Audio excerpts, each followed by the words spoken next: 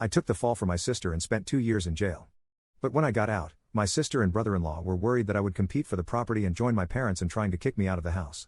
2 years ago, Joanna and Seamus were speeding and driving in the wrong direction with my car when they had an accident and killed someone. My parents came to me immediately.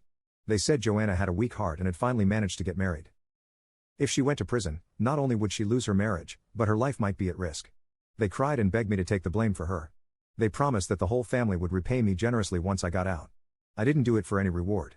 I did it out of love for my parents and genuine care for my sister. I sacrificed myself, went to prison for her, sold my car, drained my savings, lost my job, paid the compensation, and endured all the insults. But I never expected my wholehearted sacrifice to be met with utter betrayal and contempt. I don't understand. Isn't blood supposed to be thicker than water? Why does family loyalty become so insignificant when faced with personal gain? Joanna heard my words, and her face turned dark with displeasure. She retorted, "I've already thanked you for taking the fall. What more do you want from me? This house is under my name now, and Seamus and I are expecting a baby in a few months. There's not enough room. You need to move out. We can't afford to support an idler." In her eyes, 2 years in prison for her was worth only a single "thank you." Asking for more made me the unreasonable one.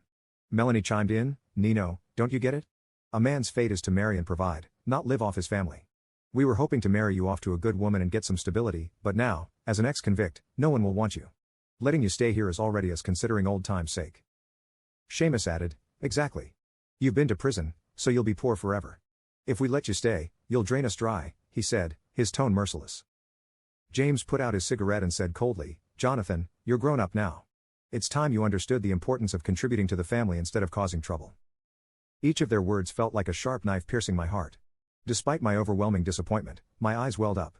I looked at them and said hoarsely, "No wonder you never visited me once during my 2 years in prison. I thought you were just too busy to see me.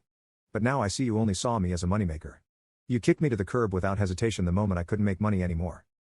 I tilted my head back, fighting to hold back my tears. "Then," I asked, "so you're all determined to kick me out today?" "Yes," Seamus replied without hesitation. Melanie, Joanna, and James all looked equally resolute. Clearly, there was no room for negotiation. I saw no trace of affection in their eyes. I nodded, my heart completely broken. "Fine, as you wish. From today, we're done. And I hope you won't regret it." I finally saw them for what they were. These people I'd longed for during my 2 years in prison didn't deserve my sacrifices. The $100 million I had planned to share with them would now remain with me. Without another word, I walked out the door, not looking back. Behind the door, I heard Seamus's resentful roar, "You think too highly of yourself. What's there to regret cutting ties with a broke ex-convict like you? If we let you stay here and mooch off us, that's when we'd really regret it." Leaving that heartless home, I wandered the streets alone for a long time before finally finding a hotel to stay in. Lying on the bed, I stared at the 9-figure balance in my bank account, lost in thought. I used to believe I lived in a very happy family. My father patiently comforted and advised me when I faced difficulties at work. My mother would bring my favorite meal to my office when I worked late. My sister would come to pick me up from work when it rained. I felt like the cherished little prince of the family. I was always puzzled whenever I saw stories online about parents favoring daughters over sons. How could such families exist? How could parents not love their sons? But now, I finally grasped that awful feeling of helplessness and disappointment. I realized I had always been part of such a family. All the love I had felt was conditional, based on my usefulness. To them, I was more like an investment.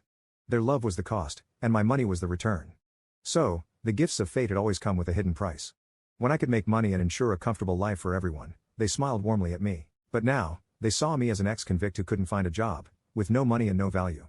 Their love had vanished completely. Little did they know, this ex-con had $100 million in his account.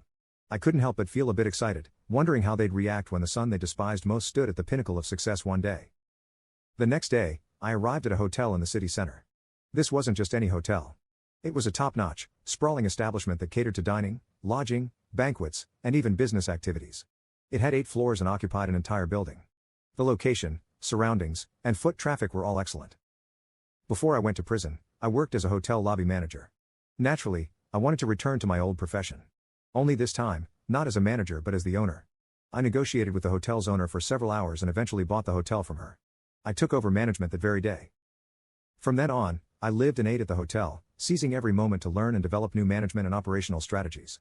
Under my leadership, the hotel's business flourished, becoming so popular that it was almost impossible to get a reservation. I soon became a bona fide wealthy man in the city. One evening, 6 months later, while inspecting the dining department, I overheard Joanna in a private room. This hotel is so popular. I had to book my daughter's 1 month celebration 2 months in advance just to get a table. I've heard that only the creme de la creme get to dine here. Joanna, you made it, bringing us to such a lavish place. I froze in place and realized Joanna had brought our parents and a bunch of relatives to this private room for her newborn daughter's 1 month celebration.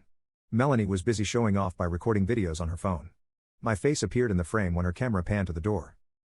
Jonathan? What are you doing here? Melanie put down her phone and frowned at me. Upon hearing this, everyone in the room turned their gaze toward me, standing at the doorway. Jonathan, have you no shame? You knew we were having a banquet here today and followed us just to scrounge a meal? Seamus rushed over and scolded me as if I were the plague. Who said I was here to scrounge for food? I replied calmly, what are you here for if you're not here to scrounge? Begging? This is a high-end place reserved for the wealthy. If you're hungry, go dig through the trash outside. That's where you belong, she said, crossing her arms and looking at me with utter disdain. The other relatives also frowned and glared at me, their expressions filled with disgust as if I were an annoying fly. Joanna spoke up, too, clearly unhappy. Jonathan, when you said you wanted to cut ties with us, I thought you had some backbone. But now, you've stooped to follow us for a free meal. It's really disgusting. Before I could respond, James chimed in, Jonathan, I taught you from a young age to be self-reliant and have some backbone. Have you forgotten? How could you throw away your dignity for a meal? I looked at them and sneered, it's just a meal. It doesn't matter to me. You're really something, aren't you?